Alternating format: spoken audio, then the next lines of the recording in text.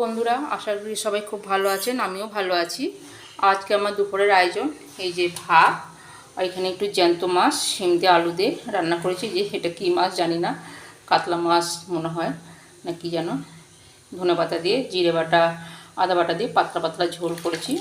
আর এখানে এই যে এটা আমের চাটনি। ছেলের বাবা না আমের চাটনি খেতে ভালোবাসে, তো একটু কালো কালো হয়েছে কারণ একটু বাতাসা ছিল, তো পুজো দিতাম সেই বাতাসাগুলো কি করব, তো এই চাটনি করে নিয়েছি।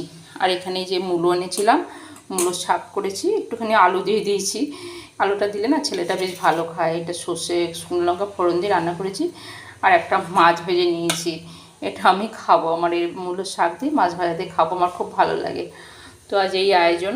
শরীরটা তো ভালো না, সামনে আবার ছেলের বিয়ে, খুবই কাজে ব্যস্ত, অ্যাক্টিভ থাকতে পারি না ঠিক মতন, ভিডিও ছবিও পোস্ট করতে পারি না। আর কি করব, বেশি দিন নেই তো, আজকে 6 তারিখ, 26 তারিখে বিয়ে, আর 20টা দিন বাকি। তো ঠিক মতন অ্যাক্টিভ থাকতে পারছি না বন্ধুরা, কারো পরিবারে যেতে পারছি না, তার জন্য আমি ক্ষমা চাইছি। তো আপনারা আমার পাশে থাকবেন। কাজবাজ মিটে গেলে আবার সবার পরিবারে যাব, অ্যাক্টিভ থাকার চেষ্টা করব। তাহলে বন্ধুরা আজ এখানেই রাখছি। সবাই ভালো থাকবেন, সুস্থ থাকবেন। নমস্কার।